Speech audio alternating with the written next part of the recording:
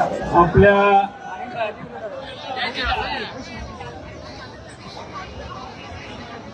अर्ज भरण्यासाठी दोन्ही उमेदवारांचे इथे उपस्थित असणारे शिवसेनेचे नेते माननीय संजय राऊतजी, जितेंद्र आव्हाडजी, अरुणभाई गुजराती, शिरीष चौधरी, आमदार राजेश येडके, माजी मंत्री गुलाबरावजी देवकर, सतीश अण्णा पाटील, माजी आमदार संतोष चौधरी, रवींद्र भैया, आमचे जिल्ह्याचे अध्यक्ष रोहिणीताई खडसे, अरुण पांडुरंग पाटील, डी.के. पाटील दादा, डॉक्टर मनोहर पाटील, प्रसन्नजित पाटील, कैलास बापू पाटील, दीपक सिंग राजपूत, संदीप पाटील, वंदनाताई पाटील चौधरी, अतुल पाटील, उमेश पाटील, निळकंठ पालक, या निमित्तानं उपस्थित असणारे सर्वच उपस्थित मान्यवर, प्रमोद पाटलांपासून सगळेच बंधू आणि भगिनींनो, ऊन एवढं आहे की सगळ्यांनी सावली उडकलेली आहे. आता पुढचे 15-20 दिवस उन्हा तानामध्ये आपल्या सगळ्यांना कष्ट करायचे आहेत. जळगाव लोकसभा मतदारसंघामध्ये करण बाळासाहेब पाटील आणि रावेर लोकसभा मतदारसंघात श्रीराम पाटील या दोघांची उमेदवारी महाविकास आघाडीच्या वतीने निश्चित करण्यात आलेली आहे. या आपल्या लढाईमध्ये काँग्रेस पक्ष बरोबर आपल्या आहे, शेतकरी कामगार पक्ष आहे, भारतीय कम्युनिस्ट पक्ष आणि मार्क्सवादी कम्युनिस्ट पक्ष आहे, समाजवादी पक्ष आहे, महाराष्ट्रातले असंख्य रिपब्लिकन विचारावर, आंबेडकरी विचारावर श्रद्धा ठेवणारे असंख्य लाखो कार्यकर्ते आहेत आणि या राज्यातले बहुजन समाजातले सगळे लोक आहेत. जशी निवडणूक पुढे जाते तसं भारतीय जनता पक्षाच्या लक्षात यायला लागलेलं आहे की यंदाची निवडणूक आपल्या हातातून आता बाहेर गेलेली.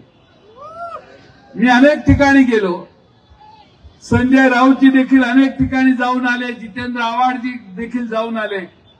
आमच्या तिघांचं पक्क मत झालेलं आहे की महाराष्ट्रातल्या निवडणुका यंदा जनतेने हातात घेतलेल्या आहेत आणि जनतेनेच पुढाकार घेऊन आपल्या महाविकास आघाडीच्या सगळ्या उमेदवारांना विजयी करायचा विडा उचललेला आहे. गरज आपण घराघरापर्यंत पोहोचण्याची आहे. या जिल्ह्यातल्या दोन्ही उमेदवारांच्याकडे आलेली चिन्ह ही जरा नवखी आहेत. श्रीराम पाटलांचं तुतारी वाजवणारा माणूस आणि आमच्या करण पाटलांचं मशाल, ही दोन्ही चिन्ह नवीन आहे. पण आता काळ बदललेला आहे. वाऱ्याच्या वेगानं व्हॉट्सअपवर आपल्या उमेदवाराचं चिन्ह काय हे लोकांना कळतं. पण तरी देखील आदिवासी भागात आमच्या गोरगरीब घरातील, शेतमजुरांच्या घरातील आमच्या भगिनींना ही दोन्ही चिन्ह पोहोचवण्याचं काम तुम्ही करा. सांगण्यासारखं अनेक आहे, पुढच्या सगळ्या सभांमध्ये मी सांगेन.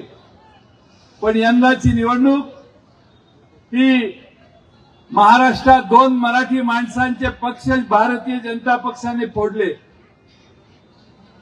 उद्धवजींचा पक्ष शिवसेना पक्ष फोडला आणि शरद पवार साहेबांचा देखील पक्ष फोडण्याचं काम भारतीय जनता पक्षाने केलं.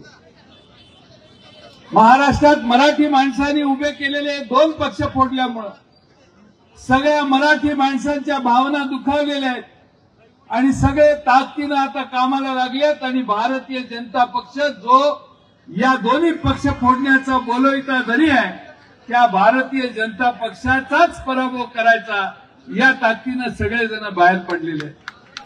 आपल्या सगळ्यांना माझी विनंती आहे, अनेक उदाहरणं देता येतील। आमचं सरकार दिल्लीला येणार आहे याची खात्री आता आम्हाला वाटायला लागली। आम्ही आमच्या जाहीरनाम्यामध्ये सांगतोय की शेतकऱ्यांच्या शेतमालावर शेतकऱ्यांच्या अवजारावर शेती करण्यासाठी खरेदी करणाऱ्या सगळ्या वस्तूंवर भारतीय जनता पक्षाने 12%, 18%, 24% टॅक्स लावलाय। तो सगळा टॅक्स आमचं सरकार आल्यावर शेतकऱ्यांच्यावरचा जीएसटी काढून टाकायचं काम आमचं सरकार करेल। तुमच्या चपलेपासून, शर्टापासून, पॅन्टीपासून, टी शर्ट पासून, टोपीपर्यंत, साडीपासून सगळ्याच वस्तूंवर यांनी टॅक्स बसवला। गरीबाला सोडायचं नाही हा भारतीय जनता पक्षाचा निर्धार आहे। गरीबाकडून जेवढं काढता येईल तेवढं काढायचं आणि या देशातल्या मुठभर श्रीमंतांच्या खिशात द्यायचं, ही यांची भूमिका आहे। आज तुमच्या या जळगाव जिल्ह्यामध्ये दूध संघ कुणाच्या हातात आहे? बीजेपीच्या हातात आहे।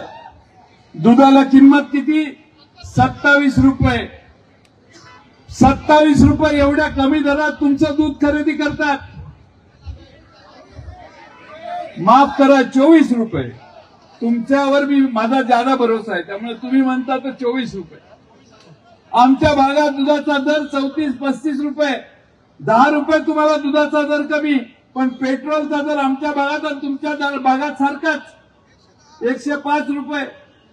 गॅसच्या सिलेंडरचा दर सारखाच 1200 रुपये। डिझेलचा दर सारखा 100 गाठायला आलाय आणि आमच्या दुधाचा मात्र दर, आमच्याकडून जे खरेदी करता त्यामध्ये आम्हाला दर कमी देता।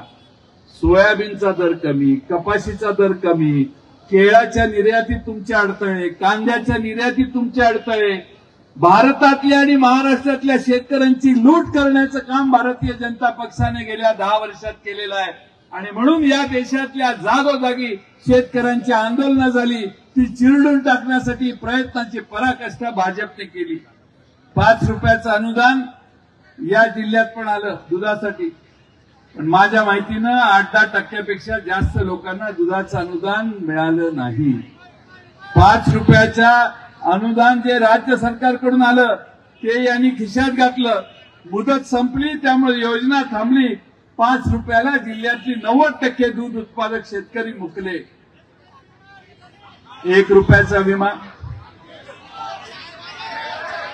शेतकऱ्याला वाटतं की आपल्याकडून 1 रुपया घेतला, पण इन्शुरन्सच्या कंपन्याला राज्य सरकारने हजारो कोटी रुपये दिले आहेत आणि हजारो कोटी दिल्यावर तुम्हाला ज्यावेळी केळीवर संकट आलं, त्यावेळी गव्हावर संकट आलं, ज्यावेळी कांद्यावर संकट आलं त्यावेळी विमा मिळायला पाहिजे होता, पण यांच्या कंपन्यांनी तो विमा परतावा, आपल्याला जो नुकसान भरपाई मिळायला पाहिजे ती दिली नाही। या सगळ्या प्रश्नांचा आढावा घ्या मित्रांनो। तुमच्या आमच्या जनतेच्या मनातलं राज्य देशात आणायचं असेल तर काँग्रेस, शिवसेना, उद्धव बाळासाहेब ठाकरे, राष्ट्रवादी काँग्रेस, शरदचंद्र पवार या तिन्ही पक्षाला जो महाविकास आघाडीचा पाठिंबा आहे तसाच गंभीरपणाने पाठिंबा द्या। आज जळगावचं चित्र वेगळं आहे। आम्ही ऐकत होतो की जळगाव जिल्ह्यात भारतीय जनता पक्ष अनेक वर्ष निवडून आलेला आहे, अनेक वर्ष भारतीय जनता पक्षच निवडून येतो। तो इतिहास जरा बदला। भारतीय जनता पक्षाने तुमच्या पदरात काही घातलं नाही, उलट इथले आमदार खरेदी करण्याचं काम भारतीय जनता पक्षाने केलं। तुम्ही सगळ्यांनी, माझी विनंती आहे, उद्याच्या निवडणुकीत ठामपणानं राष्ट्रवादी काँग्रेस, शरदचंद्र पवार आणि शिवसेना, उद्धव बाळासाहेब ठाकरे यांच्या तुतारी वाजवणारा माणूस आणि मशाल या दोन्ही चिन्हावर आपण मतदान करा एवढीच विनंती करतो आणि माननीय संजय राऊत यांना आपल्याला मार्गदर्शन करायची विनंती। एबीपी माझा, उघडा डोळे बघा नीट।